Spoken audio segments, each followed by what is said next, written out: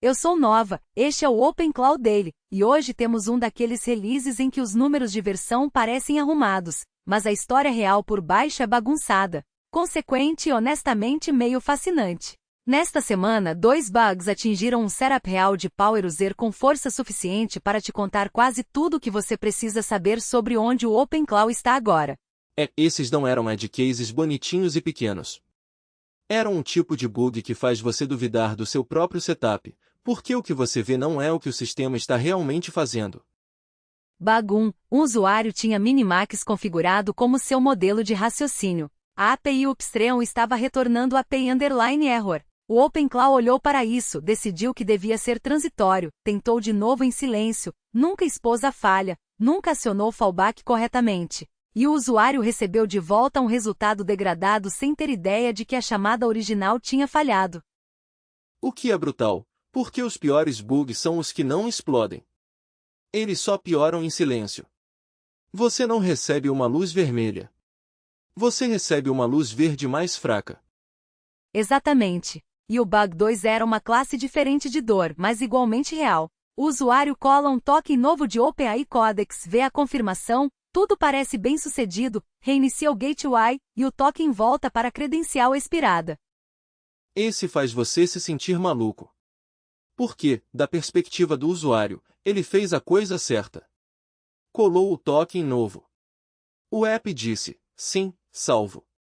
Aí, depois do restart, não. Token antigo e ruim de novo. Por baixo dos panos, o estado de alta em memória do gateway estava sobrescrevendo o valor recém-salvo em disco no restart. Ambos foram corrigidos em V2026.3.23. Mas para entender por que aconteceram, você precisa entender o que V2026.3.22 mudou. Porque a ponto .22 é a grande. A ponto .22 é o OpenClaw fazendo algo que provavelmente deveria ter feito há um ano. O expurgo do legado. O expurgo do legado. Os nomes antigos, as camadas de compatibilidade, os caminhos de transição esquisitos, as muletas de browser relay, a geleia do plugin SDK. Muita coisa foi arrancada. E acho que a forma certa de enquadrar essas duas releases juntas é esta. A ponto .22 remove a pele morta, e a ponto .23 garante que a pele nova não rache. Esse é o episódio inteiro.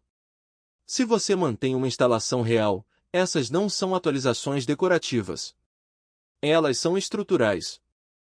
Vamos começar pela mudança mais carregada emocionalmente, porque as pessoas se apegam de um jeito estranhíssimo a nomes, mesmo quando esses nomes já deveriam ter sido aposentados para sempre. Os nomes de ambiente Cloudbot _* e Moltot _ sumiram. Não deprecated, não tolerados com warning. Sumiram.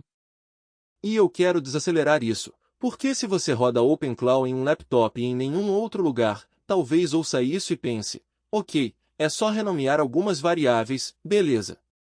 Esse não é o modo real de falha. O modo real de falha é você ter um arquivo .env antigo no Docker Compose, ou uma Unity System toda empoeirada num VPS, ou alguma coisa num shell profile que você não olha há 8 meses. Você faz upgrade, o OpenClaw sobe, e esses valores são ignorados em silêncio. Sem erro. Sem banner de migração. Nada de, eu vi Cloudbot _token e isso está obsoleto. Só config faltando. De repente o alt não bate, o caminho do state não está onde você achava, talvez um plugin não carregue, talvez um token pareça ausente. Esse é o tipo de quebra que te pega às 2 da manhã depois de um upgrade numa máquina em que você não mexia há um tempo. Degrep nos seus arquivos de EV. Em todo ambiente em que você roda OpenClaw, todo host, todo arquivo de Compose, toda init de startup, todo bootstrap de shell. Se você tiver Cloudbot _ ou Moltot _ trate isso como quebrado até corrigir. Mesma história com o diretório de state antigo .moltot. Esse caminho já não faz parte do futuro. Se o seu state ainda mora lá, o OpenClaw não vai inferir isso magicamente para você depois do upgrade. Mova para .openclaw ou defina openclaw _state _dir explicitamente e encerre o assunto. E esta é uma daquelas escolhas em que eu realmente concordo com a dureza. Aliases de transição parecem gentis no curto prazo, mas fazem a arquitetura mentir sobre si mesma. Existe um custo real em fingir que nomes antigos ainda são de primeira classe. Eu concordo com o estado final. Discordo de quão serenas as pessoas ficam em relação à dor da migração. Se você é a pessoa que gerencia 5 instalações e 2 delas são esquisitas, isso não é uma limpeza filosófica. Isso é uma caça ao tesouro. Justo. A segunda grande breaking change na ponto 22 é que Cloud Ruby agora é first class, e o significado prático disso é maior do que a formulação de marketing faz parecer. OpenClaw Plugins Install Name agora verifica o Cloud Ruby primeiro, e só cai para NPM se o Cloud Ruby não tiver o pacote. O que significa que o comportamento de instalação mudou, mesmo que você não tenha mudado o comando. É isso que as pessoas precisam ouvir. Se você tem scripts que assumem um caminho de resolução de pacote via NPM, e esse mesmo nome agora existe no Cloud Ruby, você pode receber a versão do Cloud Ruby primeiro. Também existem comandos nativos agora: OpenClaw Skills Search, OpenClaw Skills Install, OpenClaw Skills Update. E para mim, isto é o OpenClaw finalmente alinhando o produto ao ecossistema que ele pretendia ter. O Cloud Ruby sempre deveria ser a casa das skills. Esta release torna isso real em vez de aspiracional. Está mais limpo, mas teste sua automação. Se você tem scripts de Bootstrap, .files, docs de onboarding, garanta que eles ainda instalam o que você acha que instalam. A mudança é boa. Surpresas não são. Terceiro, overall do plugin SDK. Isso não é um ajustezinho nas bordas. OpenClaw Extension API sumiu. Não existe shim de compatibilidade. A nova superfície é OpenClaw, plugin SDK, asterisco, com subpartes mais estreitos e limites muito mais claros. Se você tem plugins customizados, isso é uma migração real. Não é opcional. Não existe fallback. Você não pode dizer eu atualizo depois. Depois é quebrado. Plugins Bundled também agora precisam usar o runtime injetado para operações do lado do host, o que é uma daquelas mudanças que soa burocrática até você perceber que ela remove muito vazamento ambíguo de privilégio. O comportamento do host é explícito. Os limites do runtime são explícitos. E a descoberta de mensagens também mudou. Descrever mensagetou, agora é obrigatório. O fluxo antigo de list actions, get capabilities, getOuchema foi removido. Isso não é renomear. Isso é mudança de contrato. O novo SDK é realmente mais limpo. De verdade, os imports são mais estreitos. A intenção é mais clara. O modelo de runtime é mais coerente. Mas você realmente precisa migrar. E se você é desenvolvedor de plugin, valer docs openclaw.ai, plugins, SDK Migration. Não improvise de memória. Eu quero sublinhar isso. Esta não é a semana para fazer a migração no improviso, na base do feeling. Quarto bloco, Ardenin de segurança. Algumas dessas coisas são invisíveis até o momento em que te salvam, o que significa que elas não vão receber tanto tempo de fala, mas importam. O exec sandbox agora bloqueia Maven_OPTS, SBT_OPTS, Grad _OPTS, ANT_OPTS, além de Glick_Tunables e Dotnet_Additional_Deps. Isso é basicamente uma varredura contra superfícies de injeção de runtime que as pessoas esquecem que existem. Exato. Essas EVAR são o tipo de coisa que atacantes adoram e operadores esquecem. Se o sandbox das suas ferramentas diz que estamos controlando o que roda, mas você ainda deixa variáveis de injeção de build to ou runtime passarem, você não está controlando muita coisa, de verdade. Também existe uma mudança sutil mas inteligente na Alolist. Time agora é transparente na avaliação da Alolist. Então time. Approved Script se vincula ao script interno, não ao wrapper time. Essa é muito prática. As pessoas envolvem comandos em time o tempo todo durante debugging. Antes, wrappers podiam criar edge cases estranhos de policy. Agora ele avalia a coisa que você realmente queria rodar. E o Ardenin de Voice VBUO também ficou mais rígido, rejeitar assinaturas ausentes do provider antes de ler o body, com limite pré-alter de 64 kilobits e 5S. Isso é simplesmente boa higiene de perímetro. Não gaste recursos fazendo parse de lixo não autenticado. Por fim, nas correções silenciosas que importam, comandos / do Discord. Carbon Reconcile agora é o padrão, então restarts do gateway não ficam mais churnando comandos / pelo caminho de deploy local. Eu adoro esse tipo de correção porque os usuários a vivenciam como menos fantasmas. É silenciosa, mas real restarts estavam gerando comandos fantasmas. Agora não geram. Isso não é glamouroso, mas é exatamente o tipo de papercut que faz uma plataforma parecer amadora se você deixa sem corrigir. Então a ponto 22 em uma frase é: OpenClaw parou de fingir que o legado era inofensivo. E se você não encostava no seu setup há um tempo, a ponto 22 é a release que vai descobrir isso por você. Eu também acho que esta release traça uma linha entre compatibilidade e bagunça. Por muito tempo, o OpenClaw vinha carregando nomes antigos, suposições antigas de instalação, formatos antigos de descoberta de plugins e caminhos antigos de browser, porque remover isso parecia arriscado. Mas deixar tudo isso no lugar também era arriscado. Tornava a plataforma mais difícil de raciocinar. Esse é o trade-off que as pessoas não enxergam. Compatibilidade retroativa não preserva só a função. Ela também preserva a confusão. Cada alias, cada caminho antigo, cada ramo de ainda aceitamos isso, vira mais uma coisa que o suporte precisa lembrar e mais uma coisa em que operadores tropeçam. E assim que você centraliza em torno do Claw Ruby, do plugin SDK moderno e da nomenclatura atual, a documentação finalmente pode parar de falar em duas linhas do tempo. O que importa mais do que as pessoas acham?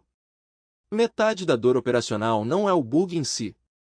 É a sensação de que cada guia que você lê pode ser de uma geração diferente do produto. Então, se a ponto 22 parece dura, é porque ela está escolhendo uma realidade só. É uma realidade, menos aliases, menos relíquias. Dor de curto prazo, sanidade de longo prazo. Precisamos dedicar tempo de verdade ao tooling de navegador, porque para muita gente, esta é a maior mudança operacional individual de toda a dupla de releases. O relegado da extensão do Chrome acabou. Driver, Extension Assets Bundled da extensão, Browser.relybindost, tudo removido. E, se você não estava por perto naquela era, aqui vai o que a extensão realmente era.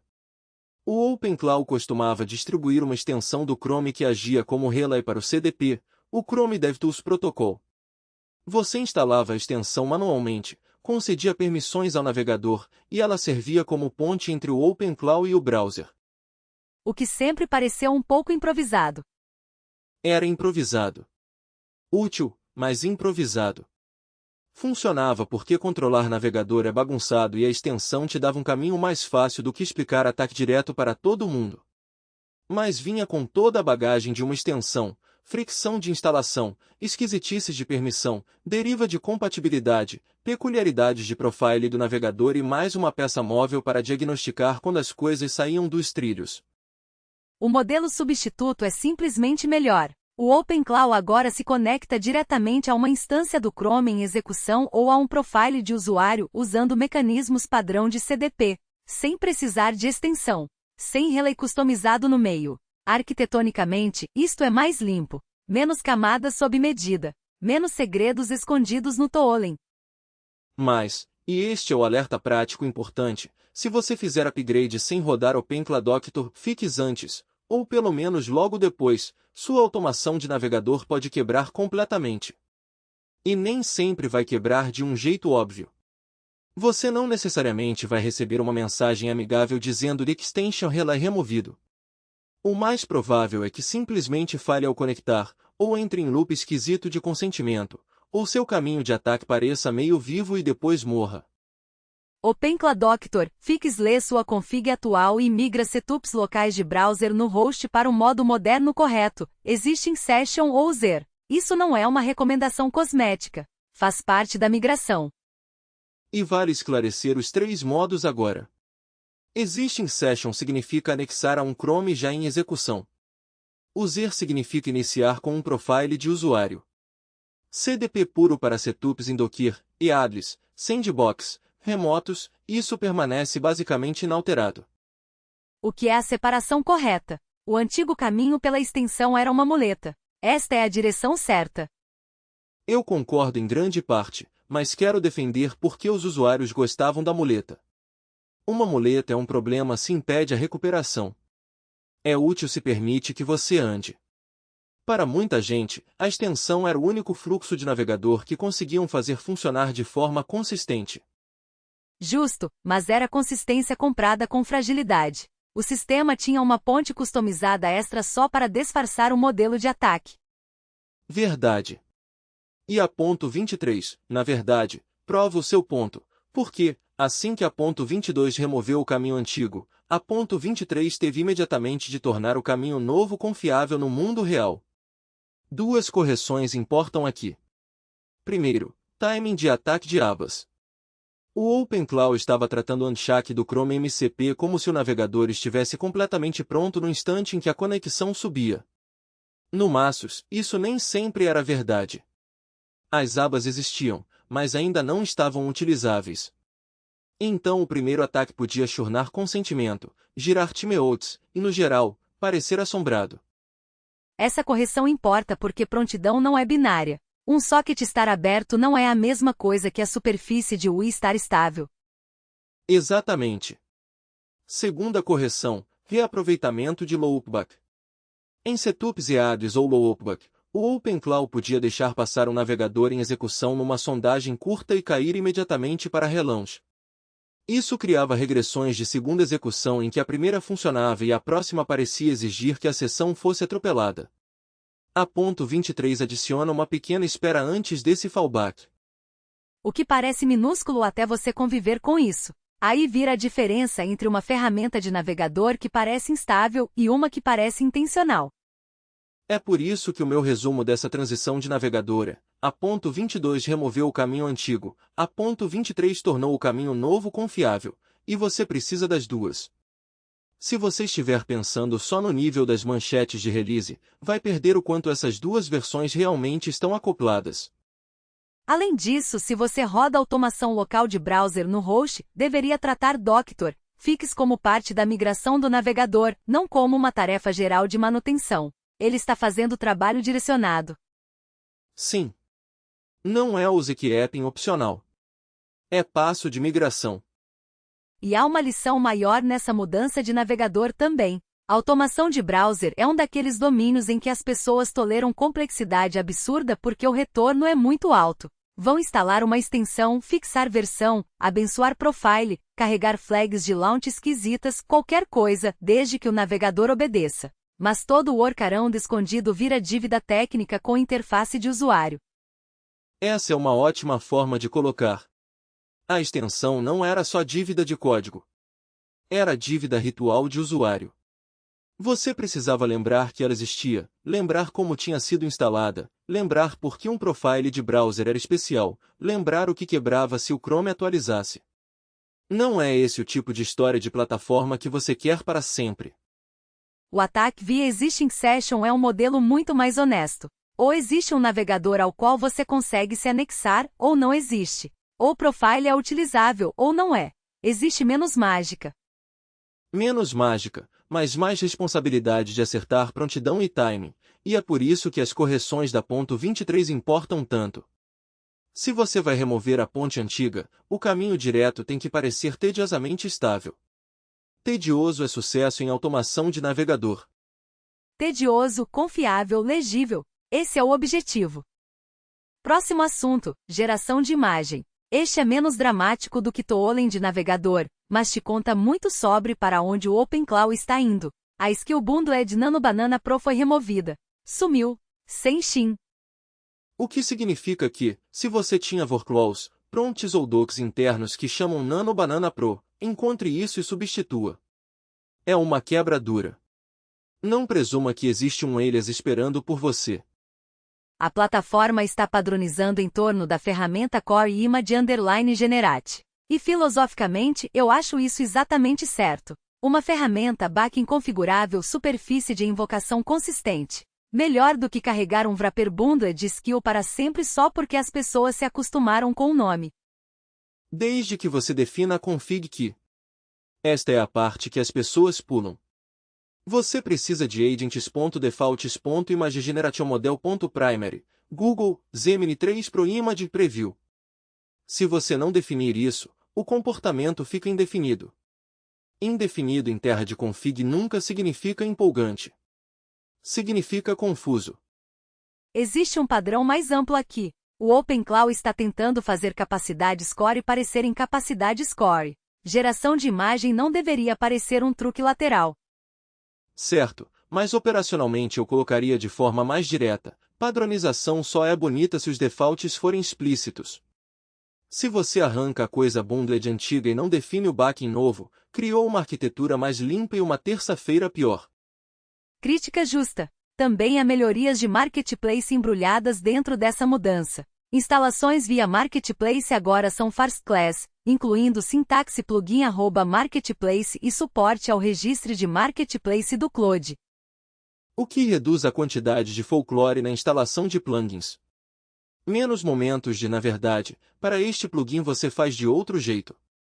E comandos de chat plugins e plugin restritos ao OVNER continuam exatamente essa mesma linha. Dar à plataforma uma história coerente e única para descobrir, instalar e gerenciar extensões.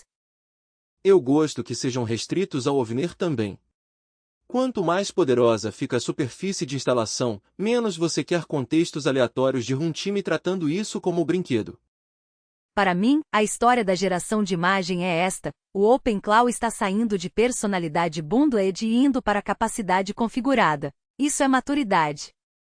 Para mim, é isto. Atualize seus workflows, defina model key, e não deixe chamadas quebradas de imagem paradas na automação para só descobrir durante uma demo.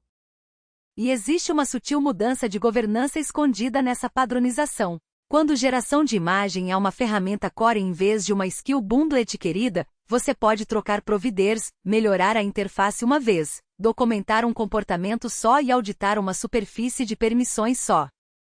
Exato. Deixa de ser aquela coisa especial que funciona porque existe um wrapper e passa a fazer parte do contrato real da plataforma. Isso é mais saudável. Também muda como as equipes deveriam pensar sobre portabilidade. Se o seu workflow diz image underline generate e seu backing é configurado separadamente, você pode migrar providers sem reescrever a lógica do workflow em si. O que é muito bom em teoria e ainda melhor quando um vendedor muda preço ou rate limite numa sexta-feira à tarde. Exatamente. Padronização não é só elegância, é alavancagem. Desde que você defina a config key. Desde que você defina a config key, você pode repetir isso até o fim dos tempos.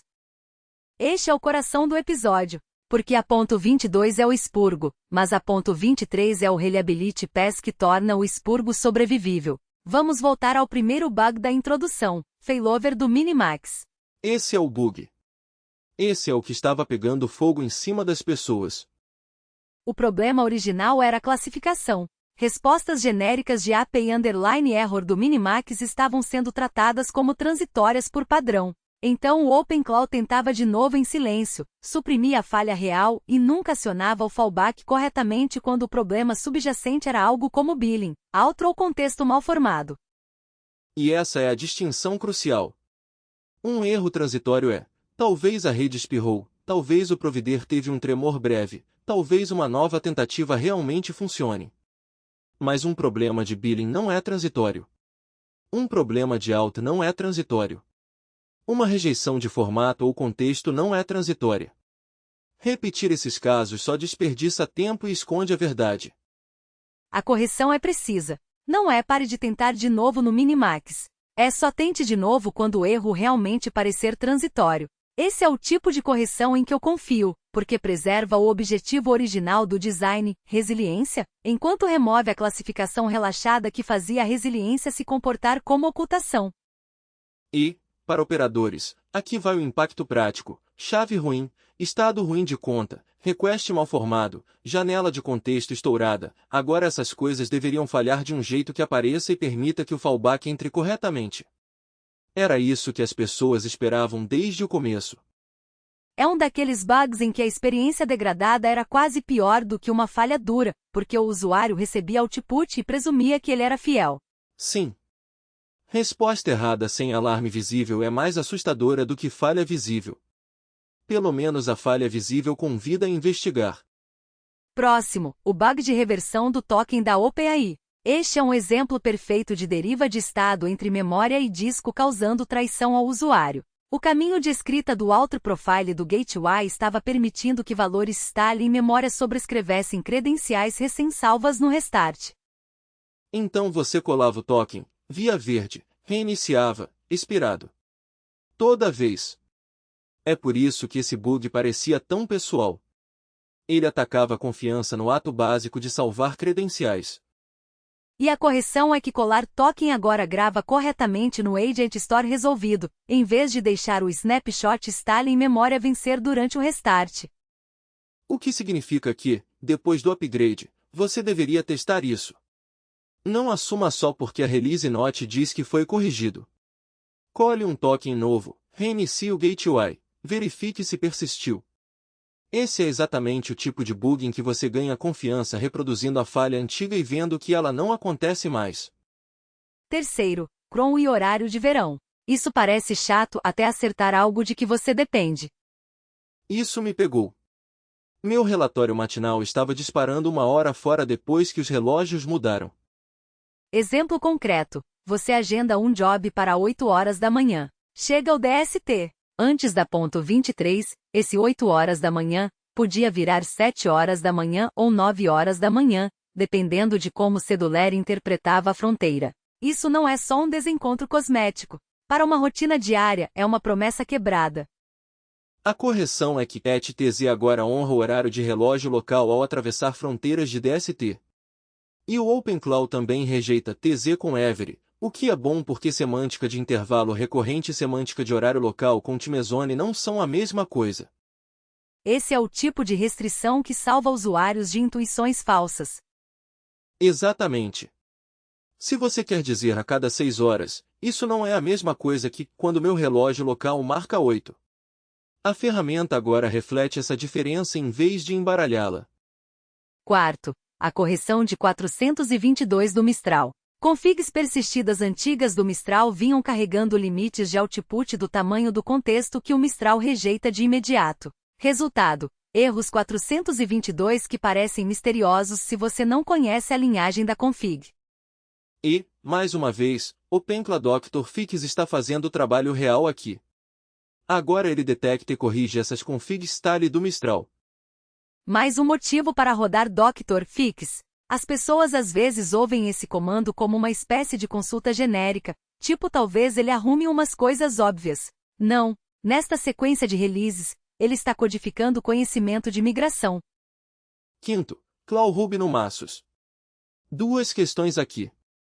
Credenciais salvas não estavam respeitando corretamente o caminho do Massos Application Support, e o comportamento de Browse-all estava batendo em rate limites 429 sem autenticação.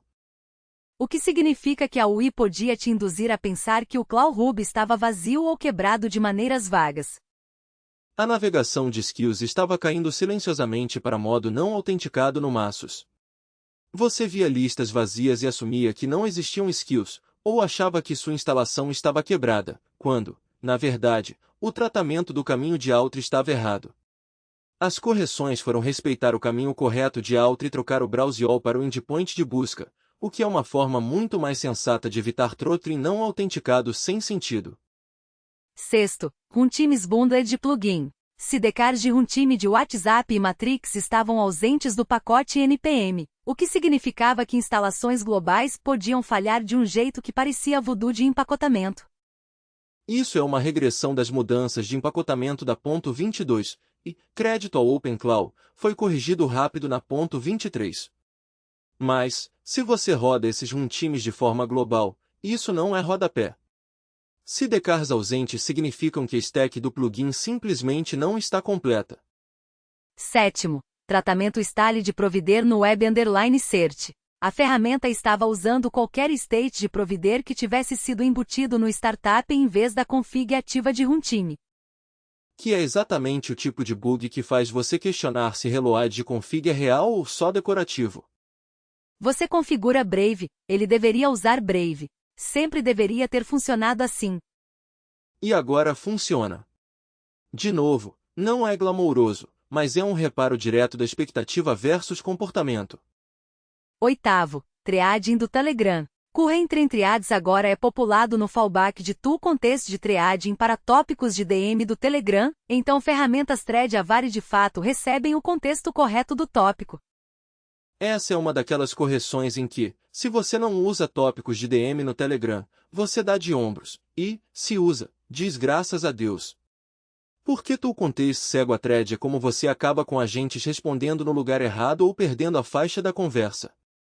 O que é especialmente doloroso em um sistema construído em torno de fidelidade de contexto. Exatamente. O ponto todo é que a ferramenta deveria saber onde está. Então, olhando tudo junto, a Release.23 não é chamativa no sentido tradicional de produto. É um Reliability Pass no sentido mais profundo da expressão. Ela aperta classificação, persistência de state, semântica de cedular, viring de providers, completude de empacotamento e contexto de thread. Ela torna o novo mundo da .22 realmente habitável. E eu acho que é por isso que operadores deveriam ler essas duas releases como uma história só com 2 capítulos. O capítulo 1 diz, removemos os compromissos antigos. O capítulo 2 diz, corrigimos os lugares em que as novas suposições ainda tinham arestas. Esse é um ritmo de desenvolvimento muito mais honesto do que fingir que a grande limpeza chegou perfeita no primeiro dia. Eu realmente respeito a .23 porque ela não tenta esconder o que a .22 desestabilizou. Ela só corrige. Rápido. Diretamente. Sem ego.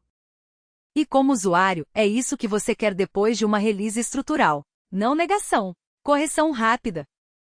Especialmente para as coisas silenciosas. Fallback do Minimax, persistência de token, config style de provider, todos esses são bugs que corroem a confiança porque fazem o sistema parecer menos legível do que deveria. Confiabilidade é em parte correção e em parte compreensibilidade. A plataforma precisa fazer a coisa certa, e você precisa conseguir entender por que ela fez o que fez. É por isso que a .23 importa mais do que importaria uma release de feature. Vamos às mudanças menores, porque elas só são menores em área de superfície, não necessariamente em importância. Primeiro, Ken e Dash Scope. O OpenClaw agora suporta endpoints padrão do Dash Scope para chaves de API do Ken na China e globais, e o provider foi relabelado como Ken, Alibaba Cloud Model Studio. Chaves Pay as you go agora funcionam. Essa é a mudança prática. Se você está fora da órbita padrão OpenAI Anthropic, isso importa bastante. Ken é uma das melhores famílias OpenWeight agora. Suporte adequado ao Dash Scope significa acessibilidade real para usuários que querem modelos fortes sem serem forçados aos mesmos 2 ecossistemas de provider que todo mundo assume. E uma nomenclatura melhor também importa. Relabelar para a identidade completa de Model Studio deixa a superfície de config menos críptica.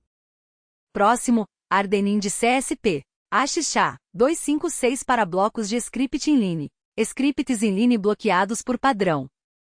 Se você roda OpenClaw atrás de um reverse proxy rígido, esta é a versão para a qual fazer upgrade.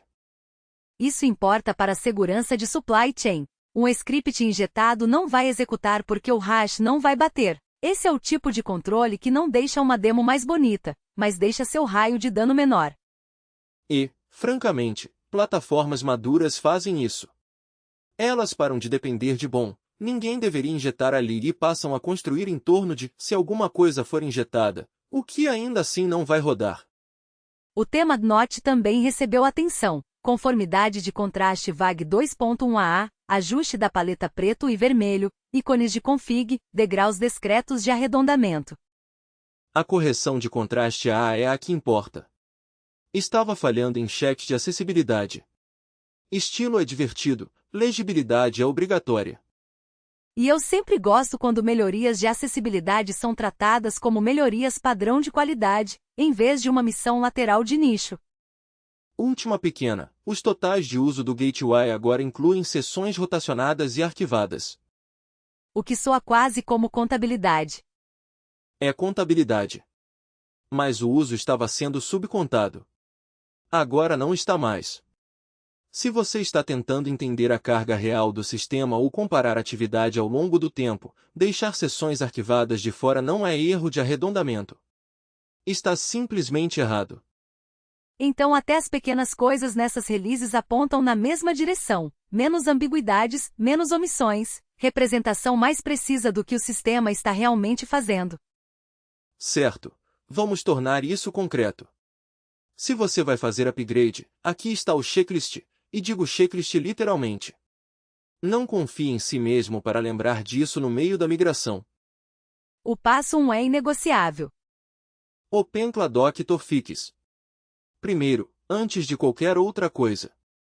E, honestamente, logo depois de cada etapa de upgrade também, se você estiver fazendo a sequência de forma limpa. Este é o comando âncora dessas releases. Não é algo bom de ter, é âncora.